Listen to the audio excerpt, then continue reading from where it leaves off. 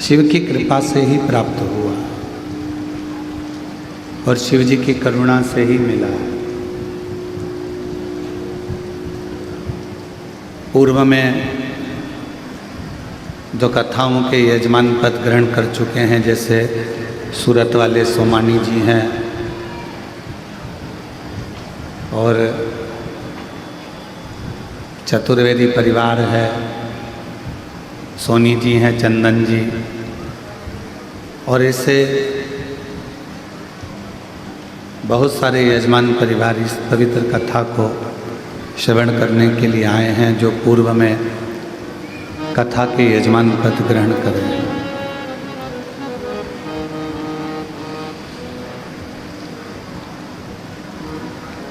श्रावण के प्रारंभ होने पर ये पवित्र कथा आप जो श्रवण कर रहे हैं, ये हमारे जीवन में एक अलग सी ऊर्जा उत्पन्न करे।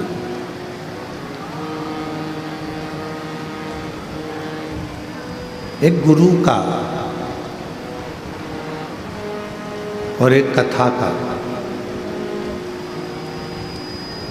यही काम है।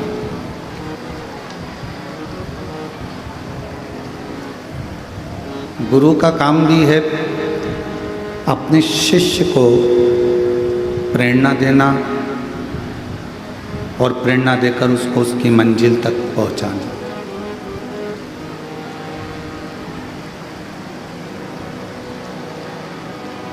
शिव महापुराण का भी यही कार्य है।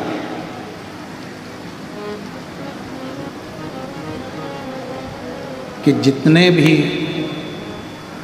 शिव को मानने वाले हैं, भगवान शंकर की विरल भक्ति को जानने वाले हैं, शिव कथा को श्रवण करने वाले हैं, भगवान शंकर की पवित्र कथा का लाभ लेने वाले हैं, वो इस कथा के माध्यम से थोड़ी सी प्रेरणा लेकर भगवान शिव की शरणागति तक पहुँचे।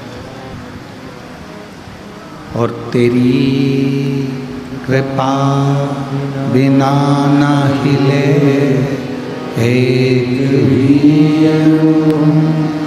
लेते हैं श्वास, तेरी कृपा से तनु तनु बखान क्या करूं मैं, राखों के ढेर का चपटी भगोत में खजाना कुबेर का।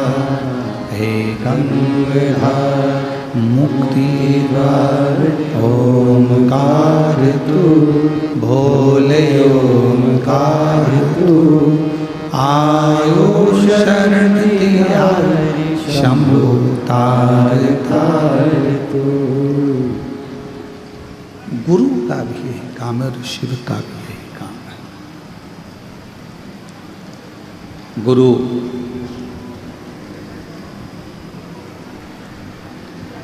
अपने शिष्य को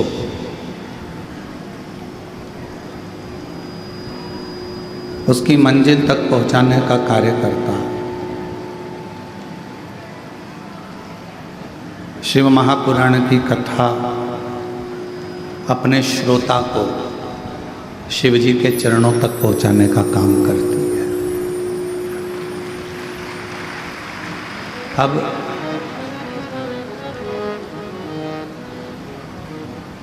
इस कथा को अगर सुनने के लिए बैठे हो तो इस कथा को शिव गुरु, शिव महापुराण के रूप में श्रवण करें।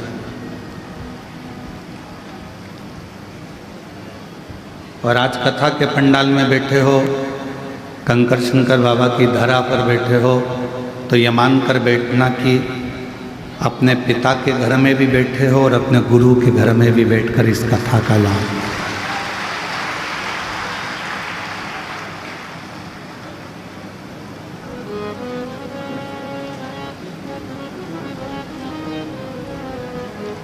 एक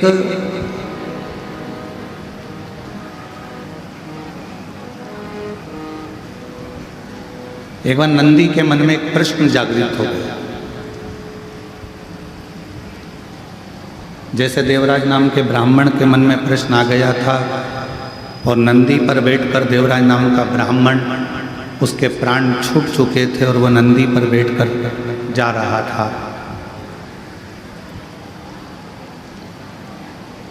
नंदी पर बैठकर जाते जाते उसके मन में, देवराज के मन में एक प्रश्न जागृत हो गया था।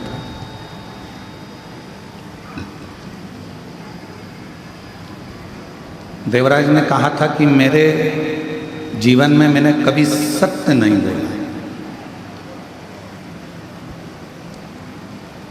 मेरे जीवन में मैंने कोई पुण्य का कार्य नहीं करा।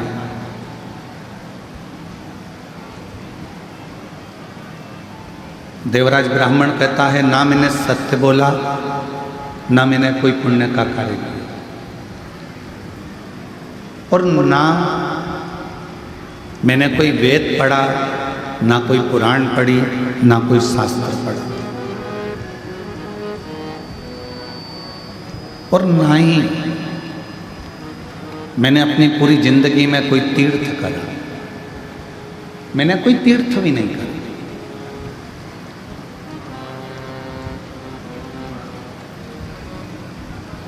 ना मैंने दान करा, देवराज कहते हैं, ना मैंने पुण्य करा, ना मैंने कोई सत्कर्म करा, ना कोई मैंने वेद पढ़ा, ना शास्त्र पढ़ा, और ना ही मैं कभी कोई तीर्थ गया। मैं तीर्थ भी नहीं गया। और देवराज नाम का ब्राह्मण कहता है, शिव महापुराण के महत्तम में इतना तो इतना, मैंने कभी जिंदगी में कोई गुरु भी नहीं बना। अब हमारा शास्त्र कहता है कि जीवन में अगर मनुष्य की देह मिली है तो गुरु मंत्र लेना जरूर है, गुरु दीक्षा लेना जरूर। पर मैंने तो ना दान करा, मैंने ना पुण्य करा, मैंने ना सत्कर्म करा, मैंने ना तीर्थ करा, और मैंने ना ही अपनी जिंदगी में किसी को गुरु बनाया। तो देवराज नामक का ब्राह्मण शिव महापुराण कथा के महत्तम में कहता है कि फिर मैंने ऐसा कौन सा पुण्य कर लिया कि मुझे तो नरक भोगना था और मुझे नंदी पर बिठाकर भगवान शंकर के धाम लेकर जा रहे हैं। वो पुण्य कौन सा?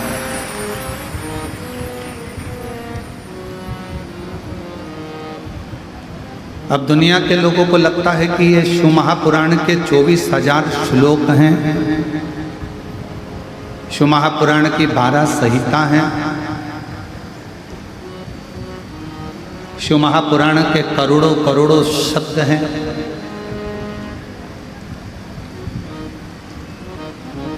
ये दुनिया की दृष्टि में केवल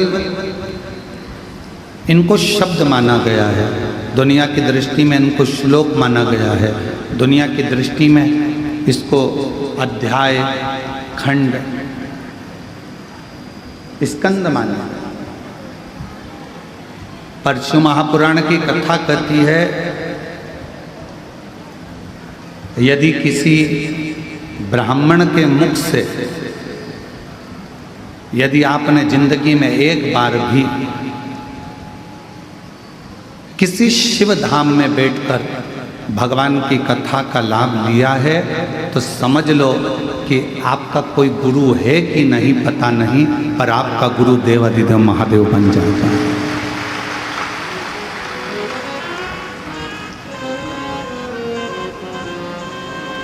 आपका गुरु शिव है। और मैंने तेरे ही भरोसे बाबा, तेरे ही भरोसे हवा विच उड़ती जावांगी बाबा, डोर हटो छठी नाम कटी जावांगी। भोले मैं तेरी बदन शंभु मैं तेरी पतंग हवा विच उड़ती जावांगे बाबा डोर हरो छड़ी नाम कटी जावांगी भोले मैं तेरी पतंग। शिव को गुरु माना। आपने भी अपनी जिंदगी में कभी शिव महापुराण की कथा को जब से आप सुन रहे हैं, धारण कर रहे हैं, शिव नाम, पंचाक्षर मंत्र नमः शिवाय, षडाक्षर मंत्र ओम नमः शिवाय या श्री शिवाय नमस्तुभ्यम का जाप कर रहे हैं। शिव महापुराण की कथा को यदि आप श्रवण कर रहे हैं तो ये मान कर रखना आपका कोई गुरु है नहीं है, पर आपने अपनी जिंदगी में एक गुरु बना लिया, वो शिव है, शंकर है और वो निभाता है। जैसे शिव महापुराण की कथा सुनने के बाद, जल चढ़ाने के बाद, बेलपत्र चढ़ाने के बाद, भगवान की अविरल भक्ति धारण करने के बाद, भगवान शंकर के मंदिर जाने के बाद आप अगर भूल भी जाएं कि मैंने जल चढ़ाना, अगर तुमने बचपन में जल चढ़ाया, जवानी में भूल गए, जवानी में जल चढ़ाया, अधेड़ी में भूल गए, अधेड़ी में जल चढ़ाया, बुढ़ापे में भूल गए, मान लो आप अगर भगवान शंकर को जल चढ़ाने के बाद में भूल भी गए, पर देव अधिदेव महादेव आपके जल को नहीं भूलते।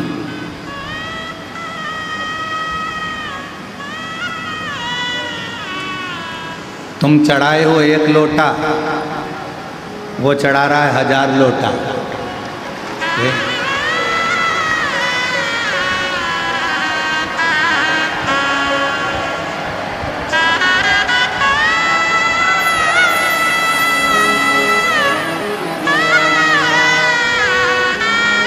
अब तुम खुद विचार करो, कथा चालू होने से पहले पानी था?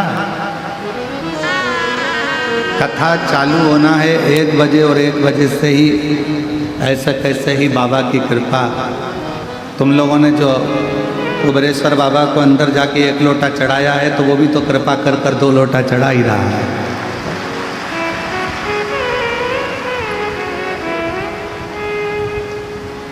और तेरी कृपा का क्या है भरोसा, कब किस पर हो जरा सी हम पर कर दो, जरा सी हम पर कर दो।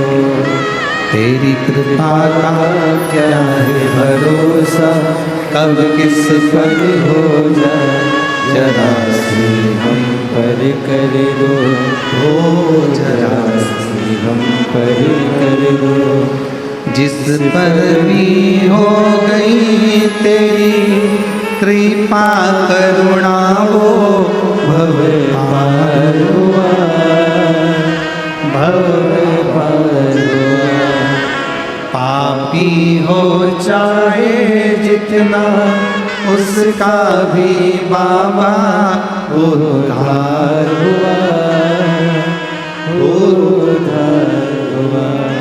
गिद्ध अजामिल गणिका जैसे तेरे मन को भार, जरा सी हम पर कर दो, ओ जरा सी हम पर कर दो। आप भी बोलो, तेरी कृपा का कब किस पर हो जाए, जरा सी हम पर कर दो, जरा सी हम पर कर दो। कोई भरोसा नहीं। शिव गुरु कब, कैसे, कहाँ कृपा करता है, वो ही जान सकता।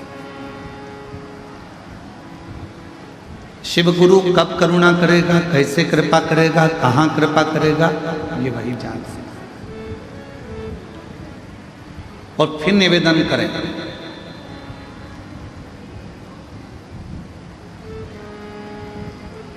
हमारे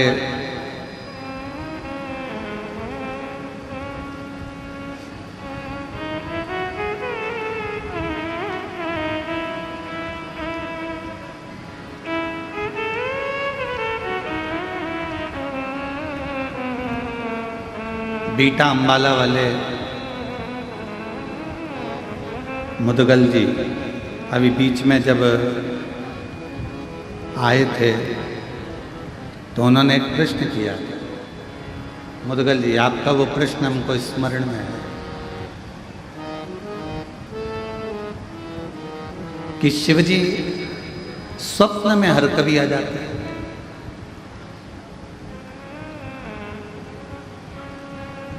बैठिए। शिवजी स्वप्न में हर कभी आ जाते हैं, तो भगवान शंकर का स्वप्न आना अच्छा होता है कि बुरा होता है?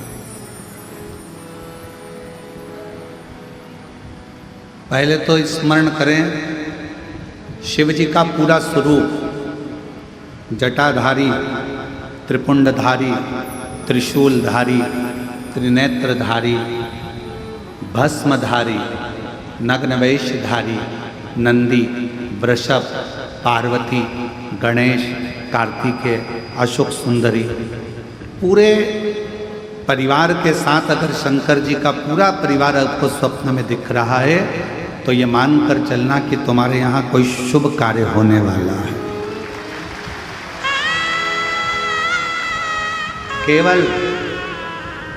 केवल और केवल भगवान शंकर त्रिशूल लेकर, त्रिपुंड लगा है, जटाजूड़ बांधे हुए हैं, भस्म रमी हुई है, मृगछाला पहने हुए हैं, बागंबरधारी है, रुद्राक्ष की माला है, चेहरे पर मुस्कुराहट है, अकेले शिव त्रिशूल के साथ नजर आ रहे हैं तो समझना कोई संकट आने वाला था, उसको टालने के लिए मेरा शंकर तुम्हारे स्वप्न में आकर खड़ा। और यदि भगवान शंकर का कोई शिवलिंग नजर आ रहा है, केदारनाथ, भीमाशंकर, महाकाल, कुबेरेश्वर बाबा, मल्लिकार्जुन, वैद्यनाथ, कृष्णेश्वर, या तुम्हारे घर के पास में जो शिवलिंग है वो भी, या कोई पुराना शिवलिंग जिसको तुमने कभी देखा ही नहीं है, तुम्हारे स्मरण में भी कभी नहीं आया, ऐसे शिवलिंग का अगर दर्शन हो रहा है तो ये समझ लेना कि शंकर भगवान आपके द्वारा कोई अच्छा कार्य करवाने वाले हैं और वो आपको प्राप्त होगा, वो प्राप्त होगा।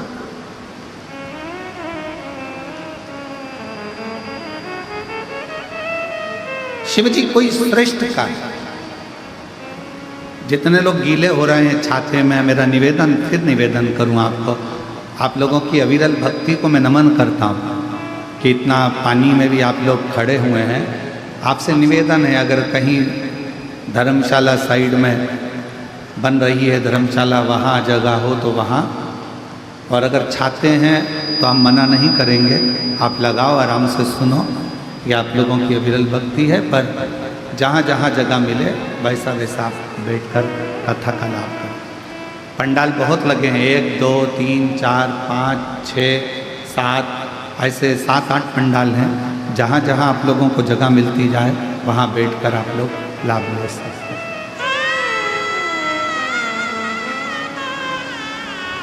शिव कथा कर रहे हैं।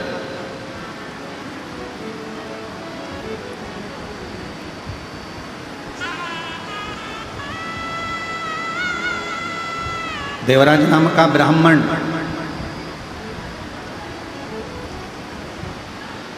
और उस देवराज नाम के ब्राह्मण का सबसे बड़ा क्रम कि ना मैंने कोई पुण्य करा, ना मैंने कोई दान करा, ना मैंने कोई सत्कर्म करा, ना मैंने कोई गुरु बनाया, ना कोई मैं तीर्थ गया, ना मैं कोई अच्छे कार्य के लिए गया। फिर आखिर एक बात समझ में नहीं आती कि मैंने कोई ऐसा बड़ा काम नहीं करा, मैंने कोई सत्कर्म नहीं करा, मैंने कोई पुण्य नहीं करा, मैंने कोई दान नहीं करा, मैंने कोई गुरु नहीं बनाया, फिर ऐसी कृपा, फिर ऐसी करुणा कि मुझे नंदी पर बिठाकर कैलाश धाम के लिए लेकर जाए। ये पुण्य कौन सा? तो कहा एक पुण्य। देवराज, तुम किसी तीर्थ में नहीं गए, तुमने कभी कोई दान नहीं करा, तुमने कोई वेद नहीं पढ़ा, तुमने कोई पुराण नहीं पढ़ी, तुमने कोई शास्त्र नहीं पढ़ा और ना तुमने कोई गुरु मंत्र लिया, पर एक पुण्य तुमने करा। पहला पुण्य था शंकर भगवान के मंदिर तक पहुंच जाना। शिव महापुराण की कथा कहती है, जो शिव के मंदिर तक पहुंच जाता है, समझ लो वो सारे तीर्थ कर लेता है। पूर्ण बोल बम का नारा है, सारी समस्या का हल मान।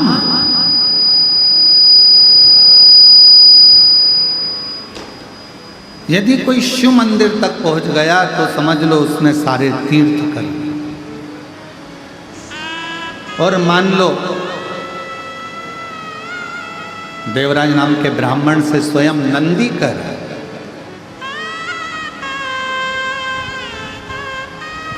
यदि मंदिर में पहुंचने के बाद उसने अगर भगवान शंकर की कथा को, शिव महापुराण की श्रवण कर लिया, वाचन कर लिया, सुन लिया, तो समझ लो उसने सारे वेद पुराण और शास्त्रों को पढ़ लिया और श्रवण कर लिया सब।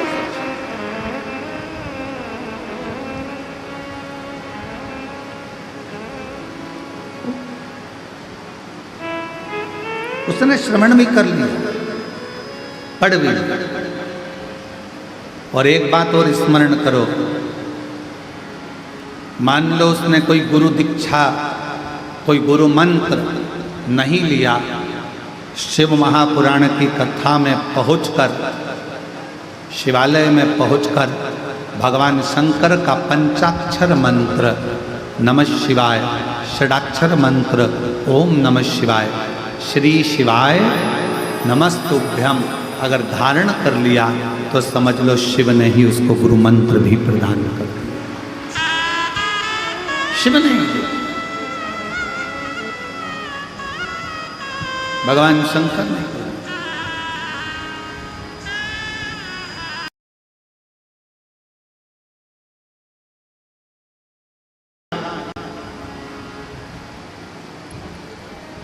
गुरु का काम भी मार्ग दिखाने का है और शिव महापुराण का काम भी मार्ग दिखाने का है।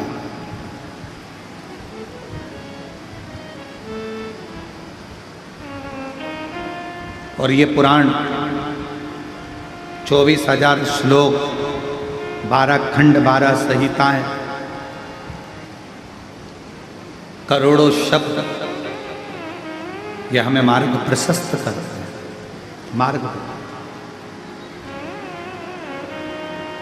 हाँ, गुरु भी परीक्षा लेता है और शिव महापुराण की कथा भी परीक्षा लेता है, शंकर भी परीक्षा लेता है।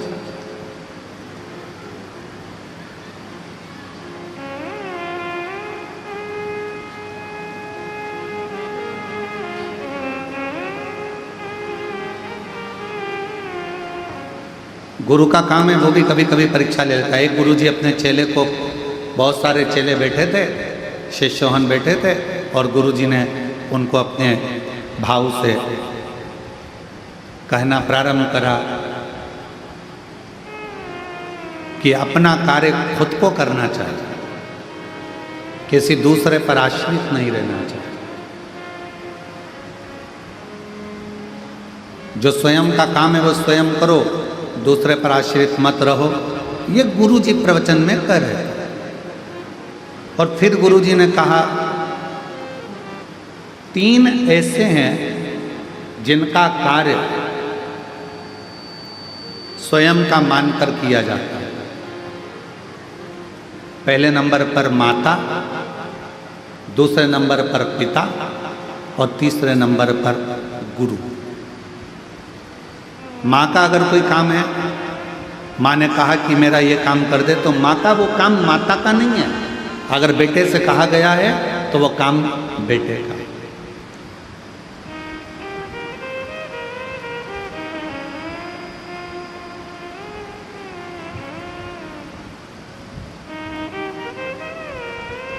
4 साल पहले सूरत वाले सोमानी जी कथा करवाए थे हॉल के अंदर। क्या है सोमानी जी, उस समय पर खटिया पर हम बैठे थे तो आपसे बात कर रहे थे, तो एक प्रसंग आपके मुख से निकला था कि हमारी माता, तो भाभी जी बोली थी हमारी सास और हमारे ससुर का नेचर ऐसा था, वो अपना काम भी स्वयं करना पसंद करते थे और रसोई घर से जितने लोग आ जाते थे उनको खिलाकर प्रसन्न होना पसंद करते थे। हमें वो संवाद भी याद है हमारे, आपका वो बोला हुआ।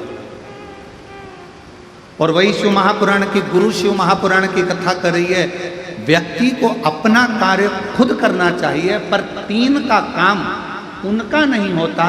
3 का काम, अगर माँ का कोई काम है, माँ ने कहा कि बेटा मेरा ये काम कर दो, तो माँ का वो काम केवल माँ का नहीं है, बेटे का फर्ज है माँ का कार्य करे, तो वो काम केवल माँ का नहीं होता, वो काम अपना खुद का होगा। पिता ने कहा बेटा मेरे लिए ये सामान ला दे या मेरा ये काम कर दे, वो काम पिता का नहीं होता, वो काम स्वयं बेटे का होता है। और गुरु ने अगर कोई काम कह दिया तो वो काम गुरु का नहीं होता, शिष्य का खुद का होता है, वो गुरु का नहीं, स्वयं शिष्य का। और कोई ये ना कहे कि ये गुरु जी का काम है।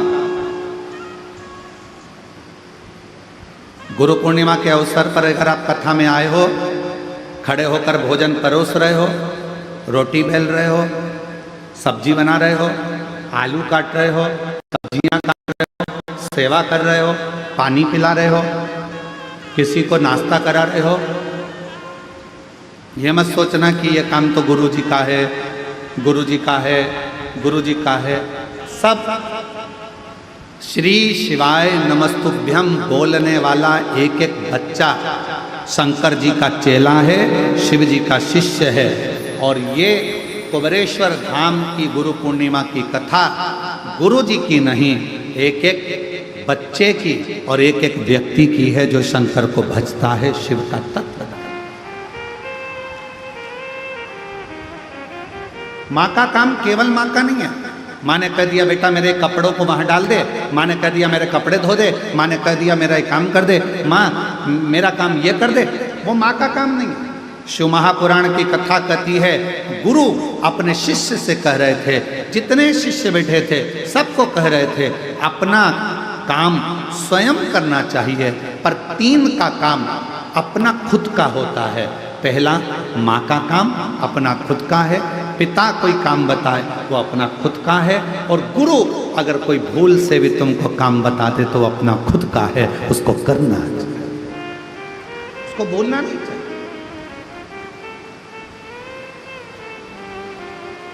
स्वयं करें।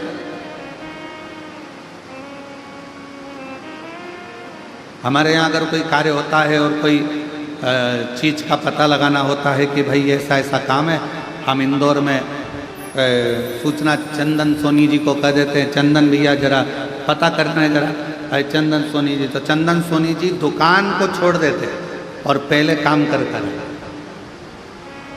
पहले फ़ोन लगाएंगे, बात करेंगे, ये करेंगे वो करेंगे, और पहले मालूम करेंगे कि हाँ ये कार्य है, इसको सूचना मिल जाए कि बस धाम से कि ये काम है।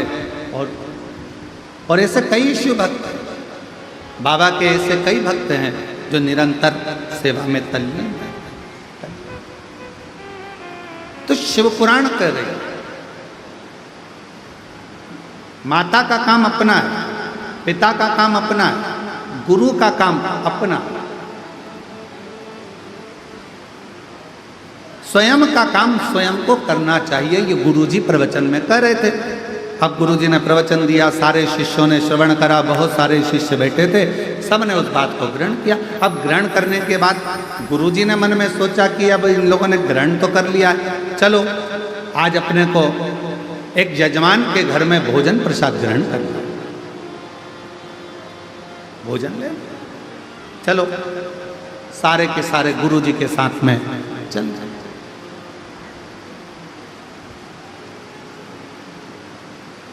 ओम नमः शिवाय। ओम नमः शिवाय। ओम नमः शिवाय। ओम नमः शिवाय। गुरु जी चले, चेले पीछे पीछे चले, सब मंत्र जाप करते करते जा रहे। अब गुरु जी ने प्रवचन दिया था अपना कार्य अपने को करना चाहिए। चलते चलते एक बड़ा सा गटर आ गया, नाला, और बड़ा सा गटर आया, नाला आया, और गुरुजी उस सारे चेले नाले को, गटर को लांग गए। गुरुजी भी लांग रहे थे। लांगते से ही उनके पाँव की जो चप्पल थी, खड़ाऊ थी, वो गटर में, नाले में गिरी। हर हर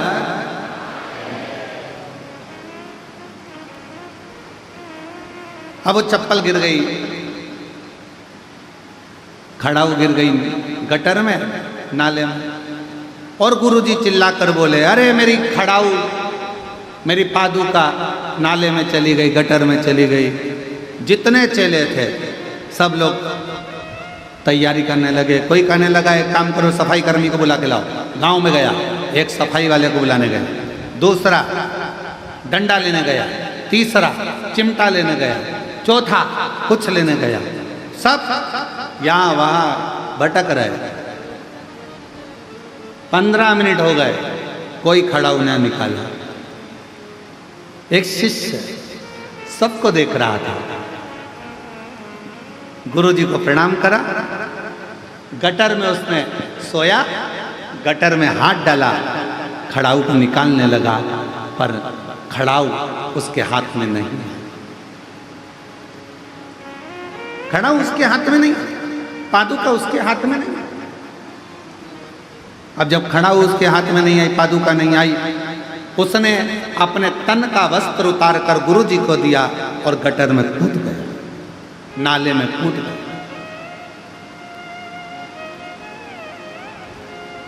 कोई सफाई कर्मी को लेने गया, कोई किसी को लेने गया, कोई किसी को लेने गया, और मालूम पड़े वो गटर में कूदा, खड़ाऊ निकाली, धोया, गुरुजी को लाकर दे दी। गुरुजी ने खड़ाऊ पहन ली और सारे के सारे शिष्य आ गए। और आते से ही शिष्यों ने कहा कि गुरुजी तो इतना बड़ा प्रवचन दे रहे थे कि खुद का काम खुद को करना चाहिए, तो गुरुजी इस गटर में, इस नल्ले में क्यों ना कूदे पादुका निकालने के लिए? गुरुजी ने तो प्रवचन दिया था कि खुद का काम खुद को करना चाहिए, तो फिर गुरुजी नाले में क्यों ना कूदे, गटर में क्यों ना गए? इतने में शिष्य ने उत्तर दिया, गुरुजी ने एक बात और कही थी कि माता, पिता और गुरु का कोई भी काम होता है वो उसके पुत्र का होता है। माँ का काम बेटे का, पिता का काम बेटे का, और गुरु का काम उसके शिष्य का होता है। इसलिए शिष्य ने ये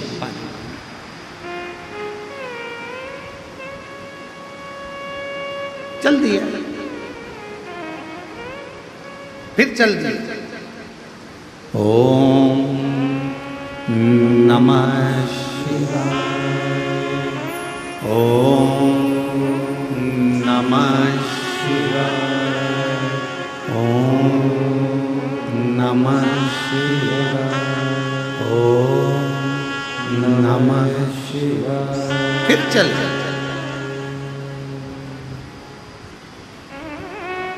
जजमान के यहाँ भोजन ग्रहण किया, वापिस लौट कर आ गए। गुरुजी को मालूम था सामने गटर है, चप्पल फिर चली जाएगी पादुका। उन्होंने अब की बार पादुका को हाथ में उठवाया, लांग गए, आश्रम पहुंच गए। और गुरुजी सारे शिष्यों को बुलाए और बुलाकर कहा कि आज मेरा दिल बड़ा प्रसन्न है, बहुत खुश हूं मैं आज मेरा मन कर रहा है।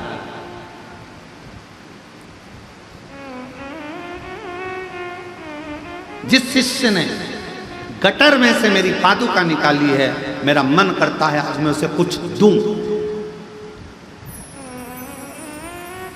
सारे चेले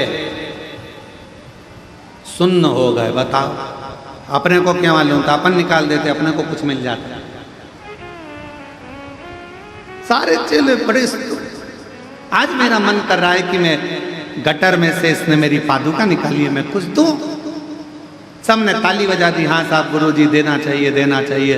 और गुरुजी ने कहा, बेटा तूने मेरी पादुका गटर में से निकाली है, मेरी ये पादुका तू रख। शिष्य पादुका। बहुत सावधानी से कथा सुनिएगा। गुरु शिव पुराण कथा चल रही है। शिव गुरु, गुरु जी ने पादुका उस चेले को दे दी। चेला पादुका को सिर पे लगाकर अपने कक्ष में ले गया। जितने स्टूडेंट थे, जितने शिष्य थे, सारे के सारे शिष्य उसको चिढ़ाने लगे। जो चप्पल गुरु के काम की नहीं थी वो चप्पल तुझे दे। जो पादुका गटर में गिर गई थी वो पादुका गुरुजी नहीं पहनते, इसलिए तुझे दे दी।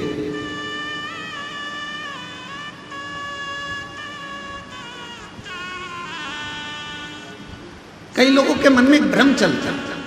हम अपने गुरुजी के पास गए, गुरुजी ने अपना एक शाल लिया, हमारे को उड़ा दिया।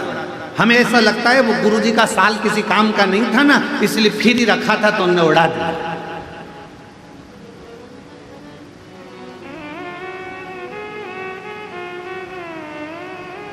अब कौन समझाए, कौन समझाए कि गुरु का स्पर्श करा हुआ मात्र शाल ही क्या, गुरु का स्पर्श करी अगर मात्र एक अक्षत का दाना भी मिल जाए तो वो करोड़ों की पूंजी बन जाए। कौन उसको समझने वाला चाहिए।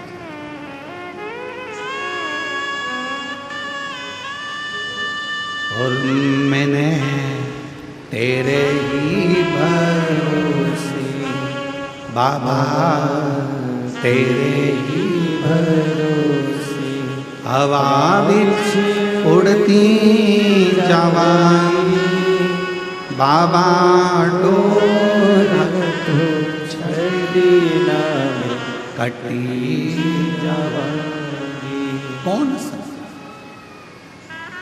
एक चावल का दाना भी अगर शिव गुरु का मिल जाए, शंकर का मिल जाए, कोई सतगुरु का मिल जाए तो वह हमारी जिंदगी को सवार दे। एक चावल।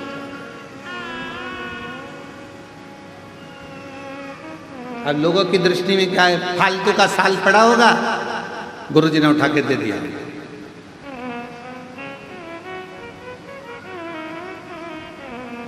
अब जरा विचार करिएगा, फालतू के साल को भी अगर गुरु तुम्हारे गले में डालकर कीमत वाला बना सकता है तो तुम भी फालतू हो, तुमको भी उठाकर शंकर के चरणों में डालकर तुम्हें कीमत वाला बना सकता है।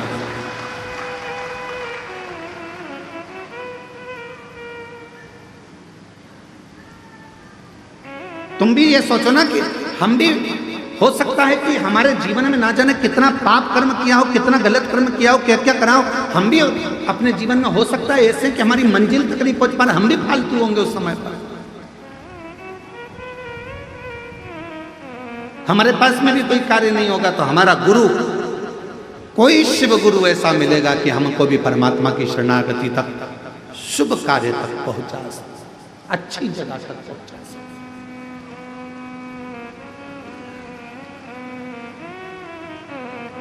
सारे मित्र चिल्लाने लगे, आवाज लगाने लगे, अरे अरे अरे, जो पादुका गुरुजी नहीं पहनने वाले थे, गटर में गिर गई थी, गुरुजी नहीं पहनते थे, इसलिए वो पादुका तुमको दे दी।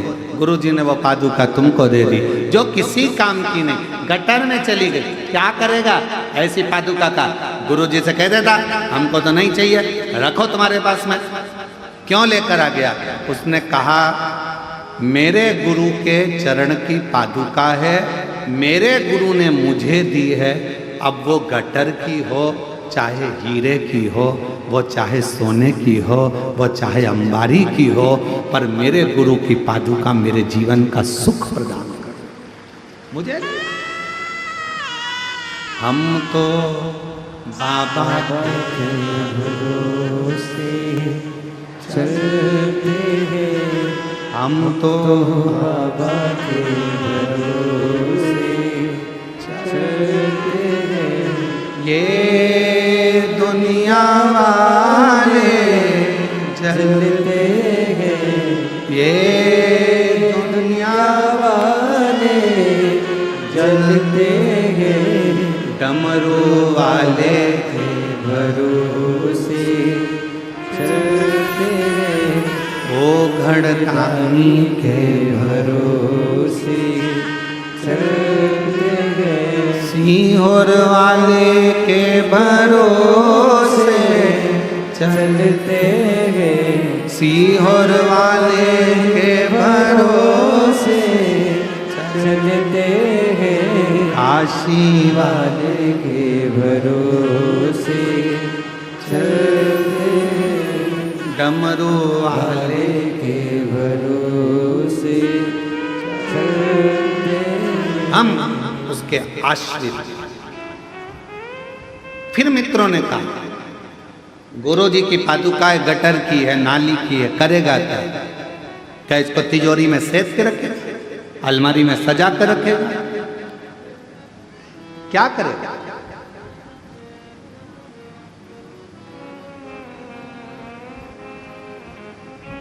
और शिव पुराण कहती है बाबा तेरे चरणों की गर धूल जो मिल जाए, सच कहता हूं मेरे कुबरेश्वर बाबा मेरी जिंदगी संवर जाए।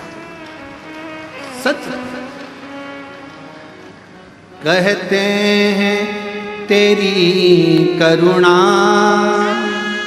दिन रात बरसती है,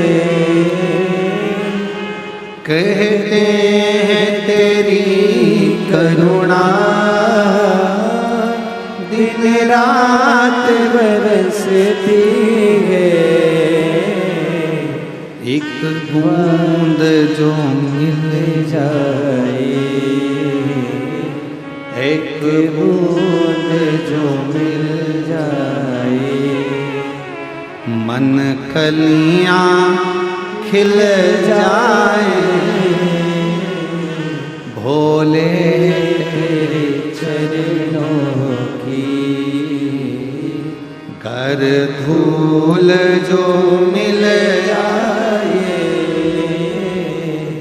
बाबा तेरे चरणों की घर धूल जो मिल जाए, सच कहता हूँ बाबा, सच कहता हूँ गुरुदेव, किस्मत ही बदल जाए,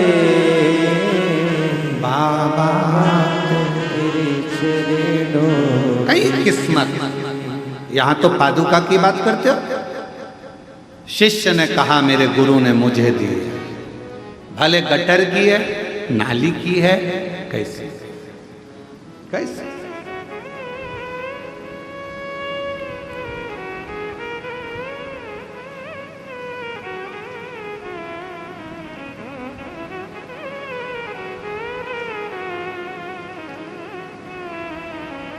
दंडवत करिए कभी आपने, जम के बोलो जरा, भगवान के सामने दंडवत करिए, प्रणाम कराए।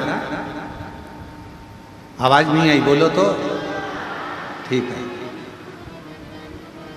अब भगवान के सामने दंडवत करना है तो पहले तुम जगह देखोगे कि यहाँ गंदा हो रहा है, वहाँ थोड़ा सा कीचड़ है, थोड़ा सा फिर उधर से फिर दंडवत करो। करा ऐसा नहीं, क्यों? क्योंकि शास्त्र कहता है नर कपड़न से डरत है और नरक पड़न से ना। आज कपड़ों से डर लग रहा है कि मैं दंडवत करूंगा तो मेरा कपड़ा गंदा हो जाएगा। शिव पुराण की कथा कहती है दंडवत करने में कपड़ा भले गंदा हो जाता है पर मन उजला हो जाता है। दंडवत करने में कपड़ा गंदा होगा चलेगा, पर मन गंदा नहीं होना चाहिए। दंडवत करी कपड़ा, हम विचार करते हैं यहाँ करूँगा गंदगी है, वहाँ करूँगा गंदगी है, वहाँ करूँगा।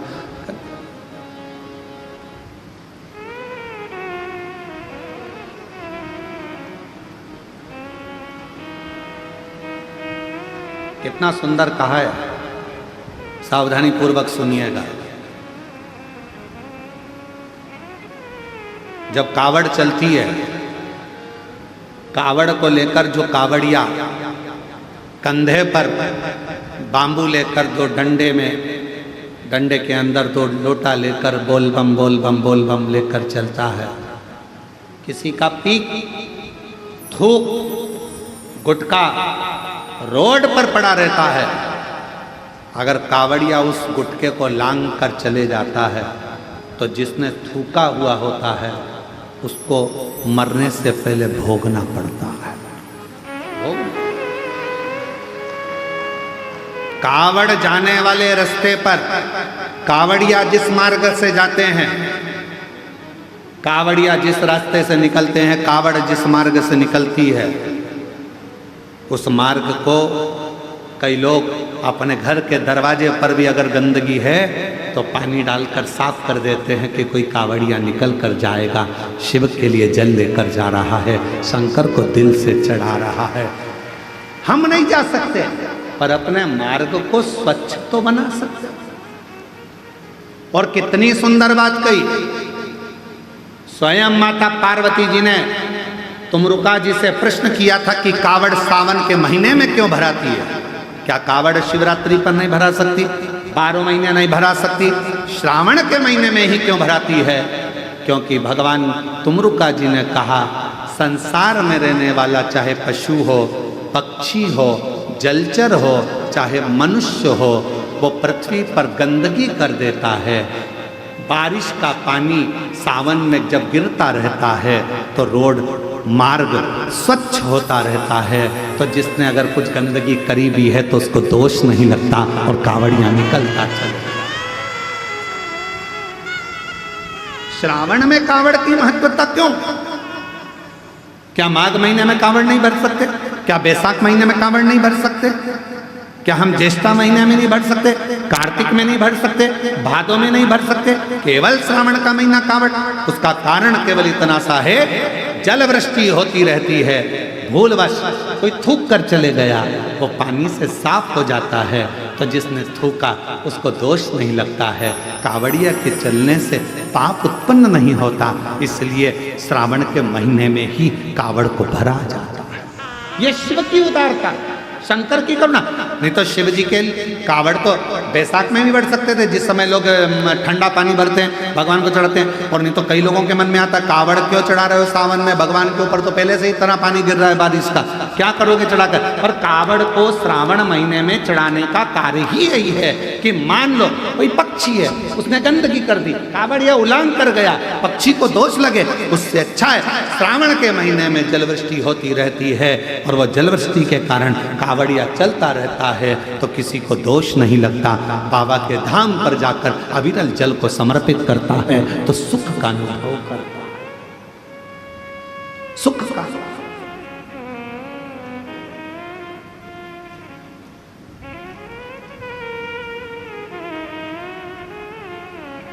सारी समस्या का हल सावन में। बस तो फिर तैयारी करो बोलने की, सारी समस्या का हल।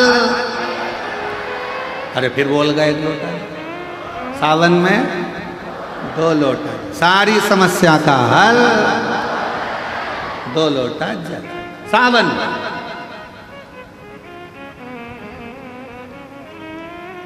कितनी कृपा शिव करता, मेरे ओघड़दानी मेरे शंकर भगवान। तो ये ना विचार करे कि गंदा है, गंदगी है, भगवान के सामने दंडवत करते समय ये विचार ना करा जाए। जब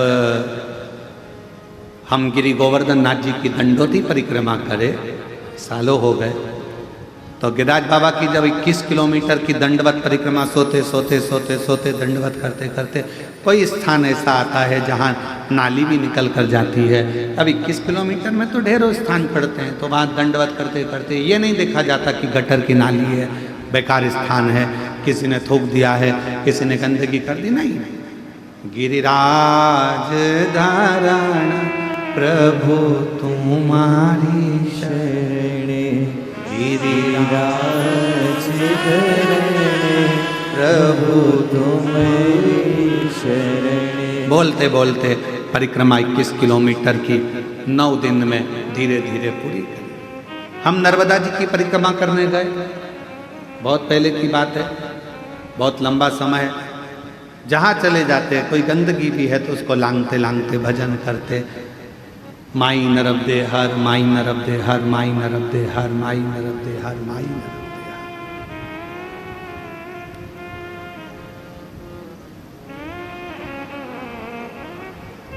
तदीय पाद पंकजम नमामि देवी, माई नर्मदे हर, माई नर्मदे हर बोलते बोलते चले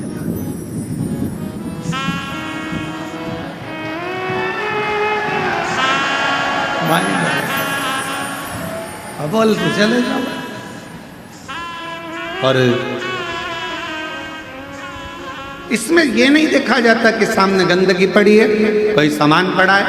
कावड़ उठाने वाला कावड़िया जब कंधे पर कावड़ ले लेता है तो वो ये नहीं सोचता 10 किलोमीटर है, 11 किलोमीटर है कि 150 किलोमीटर है, वो नहीं देखता।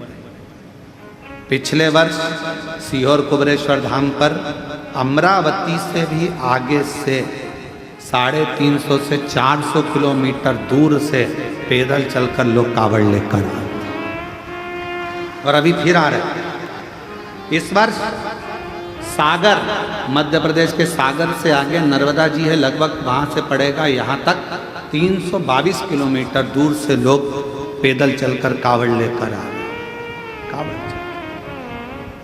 कावड़िया कंधे पर कावड़ ले लेता है, ये विचार नहीं करता कि मुझे कहाँ तक जाना है। कावड़ उसने ली है, चिंता भोलेनाथ को करना है, कब मंजिल तक पहुंचाना है ये उसके ऊपर। तो चल, अगर मान लो ये नहीं देखा जाता कि ये गंदगी। अब कुछ शिष्य ने अपने मित्रों से कहा मेरे गुरुजी की पादुका है, मेरे गुरुजी ने दी है, वो गटर की है, नाली की है, कहाँ की है?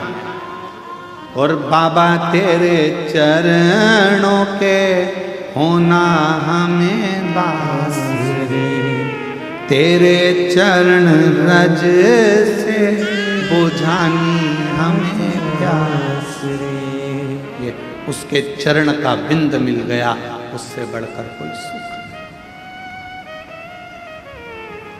पादुका रख ली, शिष्य चिढ़ाने लगे, समय बीत गया, शिष्य लोग अपने अपने घर चले गए। ये भी पादुका लेकर गया।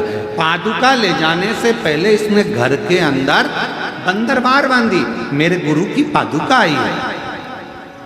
पास में उसके मित्र रहते थे, उसके घर के माता पिता को कह दिया तुम्हारा लड़का पागल हो गया। गुरुजी ने जिस पादुका को गटर में गिरा दिया था वो गुरुजी पादुका खुद नहीं पहने, इसको दे दी, और वो पादुका तुम्हारा लड़का लाया है। उसने लाकर उस पादुका को एक श्रेष्ठ जगह पर पूजन के लिए रख लिया। बस रोज पादुका का पूजन करता, समय निकलता गया। 6 महीना, 8 महीना, 1.5 साल, 2 साल निकले, उसका ज्ञान बढ़ता गया, विद्वत्ता बढ़ती गई, वैभव बढ़ता गया। जब गुरु कृपा करता है तो फिर वैभव के साथ में धन देना प्रारंभ कर देता है। पहले तपाएगा, गुरु का काम, मेरे शंकर भगवान का कार्य, मेरे शिव तपाएंगे, गुरु तपाएगा। अरे जाओ भगवान के भरोसे रहो, करो मेहनत थोड़ी करो। अरे मैं तो हार गया। हार, कितना सुंदर कहा है। रामकृष्ण परमहंस जी ने स्वामी विवेकानंद जी को जब हारते हुए देखा, रामकृष्ण परमहंस जी ने जब स्वामी विवेकानंद को देखा कि इसका हृदय थोड़ा कछोट रहा है, थोड़ा टूट रहा है, अंदर से स्वामी विवेकानंद जी थोड़े से टूटते हुए दिखे तो गुरु ने सोचा कि ये टूटे ना। रामकृष्ण परमहंस जी स्वामी विवेकानंद जी का हाथ पकड़कर समुद्र के तट पर ले गए और रामकृष्ण परमहंस जी ने समुद्र के तट पर स्वामी विवेकानंद जी को बिठाया। थोड़ी देर में एक मछुआरा मछली पकड़कर जाल लेकर आया, बहुत सारी मछली थी। गुरुजी ने कहा, देखो स्वामी विवेकानंद, इसमें 3 तरह की मछली है। पहली जो सोच रही है कि अब मैं मरूंगी, दूसरी निकलने का प्रयास कर रही है पर थोड़ी देर में वो हार जाती है, और तीसरी मछली बार बार निकलने का प्रयास कर रही है। इसमें 3 मछलियां हैं। बोलो स्वामी विवेकानंद, इनमें से कौन सी मछली जाल में से निकल जाएगी, बताओ।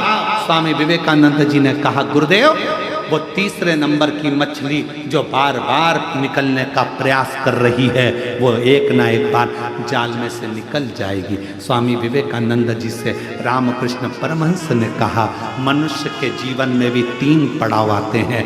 दुख के समय में पहले नंबर की मछली की तरह मनुष्य होता है, हिम्मत हार जाता है, मेरा ये काम नहीं होगा, मेरा दुख कभी समाप्त नहीं होगा, मेरी तकलीफ नहीं मिटेगी, मुझे लगता है भगवान ने मेरी किस्मत में औलाद दी नहीं, मुझे ऐसा लगता है भगवान ने मेरी किस्मत में दुख ही दुख दिया है। हिम्मत हार कर बैठ जाता है, वो पहले नंबर की मछली है। दूसरे नंबर का स्वामी विवेकानंद, ये दूसरे नंबर की मछली वो है जो एक मनुष्य हिम्मत करता है, मैं आगे बढ़ूंगा, मैं आगे बढ़ूंगा, पर थोड़ी सी दूर चलने के बाद फिर लोग कह देते तेरा काम नहीं होगा, मुश्किल है, हिम्मत हार कर बैठ जाता है। थोड़ा तो बढ़ता है, फिर हिम्मत हार कर बैठ जाता है। ये दूसरे नंबर की मछली है। और तीसरे नंबर की मछली वो होती है, एक बार हिम्मत हारी, फिर बढ़ूंगी, फिर बढ़ूंगी, फिर बढ़ूंगी, मरते दम तक बढ़ने का प्रयास करूंगी तो एक नए दिन चाल से निकल जाऊंगी।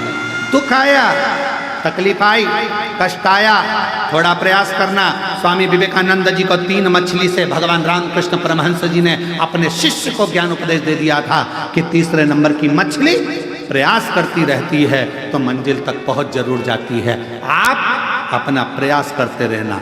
हिम्मत हारने वाले हों, सेकंड नंबर के जो लोग होते हैं, दूसरे नंबर की मछली जो होती है, लोगों ने कुछ कहा, हिम्मत हार गए, किसी ने ताना दिया, हिम्मत हार गए, किसी ने कुछ कहा, हिम्मत हार गए।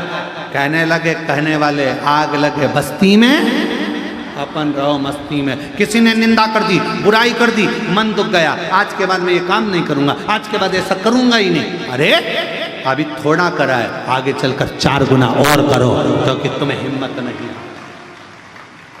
तुम्हें हिम्मत नहीं आ रहा है। निंदा करने वाला निंदा करेगा, बुराई करने वाला बुराई करेगा, अपशब्द कहने वाला अपशब्द लिखेगा सोशल मीडिया में, अन्य जगह पर। उसका काम केवल एक है, तुम्हारे भीतर के विल पावर को तोड़ना, तुम्हारे भीतर के विश्वास को तोड़ना, तुम्हारे भीतर के विल पावर को, तुम्हारी मजबूती को तोड़ने के लिए लोग दिन भर सोशल मीडिया हो, अपशब्द लिखने से बाज नहीं आते और अपशब्द बोलने से बाज नहीं आते, पर भीतर से मजबूत रहना कि तुम शंकर के शिष्य हो, टूटने वाले नहीं।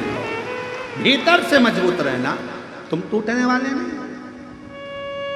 ये मेरे शंकर का एक शब्द अपने भीतर उतार कर रखना कि 3 मछलियां रामकृष्ण परमहंस जी ने स्वामी विवेकानंद जी को दिखाई थी। पहली जो हिम्मत हार गई, मर गई, दूसरी आगे बढ़ी, फिर ठंडी होकर बैठ गई, और तीसरी बार बार प्रयास करती रही। 1 बार नहीं होगा, 2 बार नहीं होगा, 3 बार नहीं होगा। ये 11 जजमान बने हैं। 11 ही जजमान खड़े हो तो जरा, 11 जजमान खड़े हो जाए। ये 11 जजमान बने। अब इनसे कोई पूछा जाए कि तुम जजमान पद लेने के लिए प्रयासरत थे? ये 11 जजमान कई बार सोच चुके, हम जजमान बनेंगे, हम जजमान बनेंगे, हम जजमान बनेंगे, और आज बाबा ने यहाँ कुबेरेश्वर धाम में यजमान बनाकर बिठा दिया।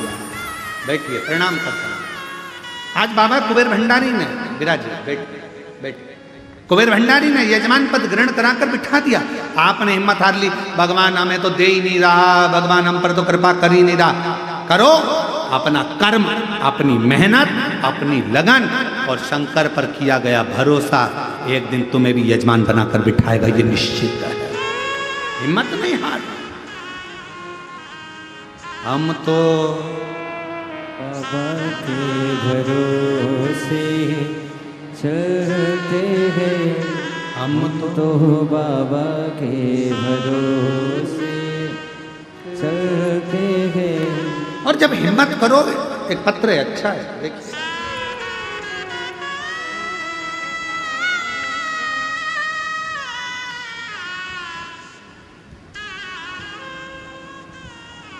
ज्योति मिश्रा, शांति नगर बांदा, उत्तर प्रदेश की रहवासी है।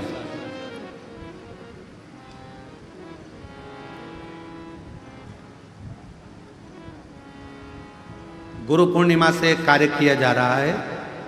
चैनल पर मोबाइल नंबर नहीं दिखाया जाएगा। जो जजमान का पत्र रहेगा उसका मोबाइल नंबर चैनल पर नहीं दिखाया जाएगा। उसका कारण है, मोबाइल नंबर चैनल से कई लोग निकाल लेते हैं और बाद में उन जिनका पत्र है उनको कुछ बोलते हैं, तो इसलिए मोबाइल नंबर दिखाना आज से बंद किया जा रहा है कि चैनल पर पत्र का मोबाइल नंबर नहीं दिखाया जाएगा।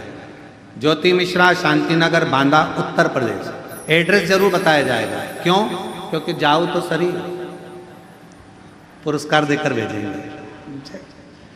ज्योति मिश्रा, शांति नगर बांदा, उत्तर प्रदेश से, और कहीं बैठी हो तो अवश्य आ सकते हैं। गुरुजी, एक लोटे जल का मैं क्या वर्णन करूं, मेरे पास शब्द बयान करने के लिए नहीं है। 2022 से कथा सुन रही हूँ। एलईडी पर कथा चल रही है, पत्र चल रहा है, एलईडी पर चल रहा है, आस्था चैनल पे भी चल रहा है। 2022 से कथा सुन रही हूँ। बहू को एक पुत्री थी, उसके बाद में कोई संतान का सुख नहीं आया। डॉक्टरों ने खूब, हमने इलाज भी कराया पर कोई योग नहीं। 12 साल निकल गए बेटी के होने के बाद, पर कोई ऐसे दिन निकलते गए। तब किसी के कहने पर सफ़ेद आंकड़े की जड़ का उपयोग करा, पशुपतिनाथ का व्रत किया और मेरी बहू बाबा की कृपा से 12 साल के बाद पुत्र रत्न की प्राप्ति हुई। ये शिव की कृपा से। गुरुदेव, ये तो एक छोटी सी बात है, पर सबसे बड़ी बात यह है कि मेरे पेट में एक गांठ हो गई थी, जिस गांठ को बच्चेदानी में डॉक्टर ने हर कुछ बोला था, पर बाबा पे भरोसा कर कर रुद्राक्ष का जल और बेलपत्र खाना प्रारंभ करा तो आज बाबा की कृपा से मेरी गांठ गल गई। डॉक्टर ने भी कह दिया तुम्हें कोई बीमारी नहीं है। शिव की कृपा से हम प्रणाम करने के लिए एक पत्र और अच्छा है, देखिए।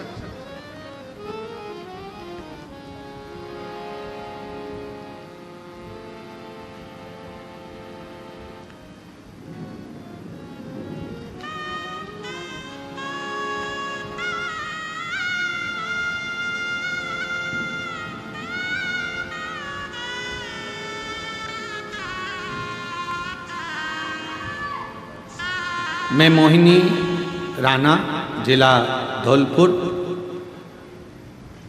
राजस्थान की रहने वाली हूँ।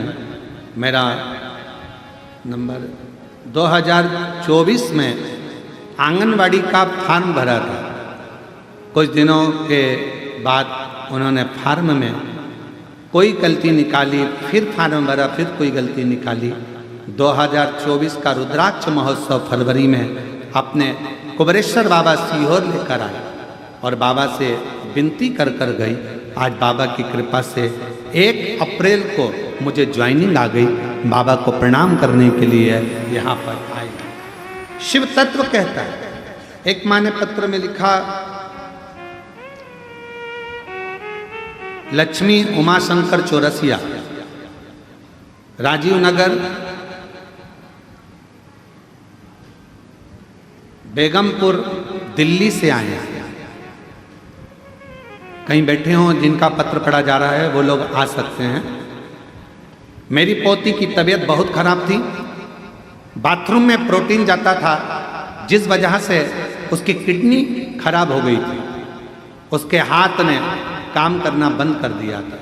सारे डॉक्टरों को दिखाया पर फिर भी उसका कोई लाभ नहीं मिला।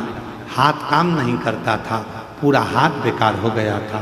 तब विचार किया क्या करें, बाबा से प्रार्थना कर कर रुद्राक्ष का जल देना, शिवजी से विनय करना, मंदिर में पोछा झाड़ू करना प्रारंभ करा और बाबा की कृपा से हाथ भी ठीक हुआ और बेटी की किडनी ने भी काम करना प्रारंभ करा।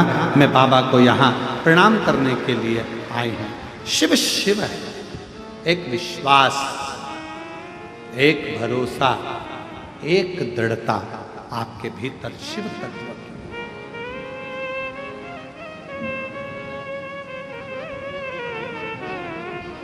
एक दृढ़ता अपने भीतर।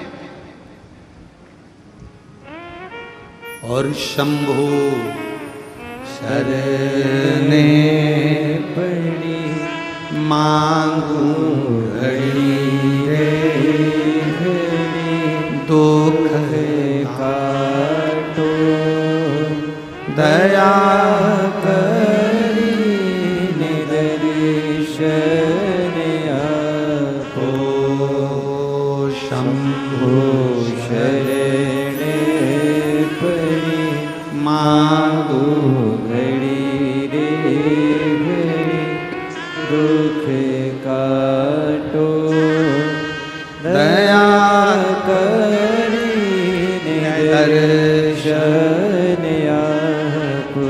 आप शिव पर कितने आश्रित। भगवान की भक्ति में यह नहीं देखा जाता कि कहां गंदगी देखने का काम शिव महापुराण की कथा नहीं सिखाती। शिव महापुराण की कथा तो यह कहती है कि शिवालय में अगर बाबा के धाम में अगर पहुँचे हो और एक लोटा जल चढ़ाने के लिए भी जा रहे हो तो वहाँ गंदगी देखने के लिए मत जाना। शिवालय में जाना तो बाबा की उस धाम की सुंदरता, उसकी अच्छाइयाँ, उसकी श्रेष्ठता देखने के लिए श्रेष्ठता। कई लोग कहते हैं गुरुजी ये कंकर शंकर की पूजन होती है कुबेरेश्वर धाम में, हम यहाँ पूजन कर रहे हैं, लोग चप्पल पहन के सामने से निकल गए, हम यहाँ बैठकर पूजन कर रहे हैं, लोग जूता पहनकर वहां से निकल गए। कंकर शंकर की पूजन होती है, कोई पांव उधर रख दिया, कोई चप्पल उधर रखकर निकल गया। हमारा निवेदन है, तुम चप्पल देखने के लिए बैठे हो, तुम जूता देखने के लिए बैठे हो, तुमने 5 कंकर बीने रखा, तुम्हारा ध्यान तुम्हारे महादेव में होना चाहिए। यही तो कुबेरेश्वर धाम है।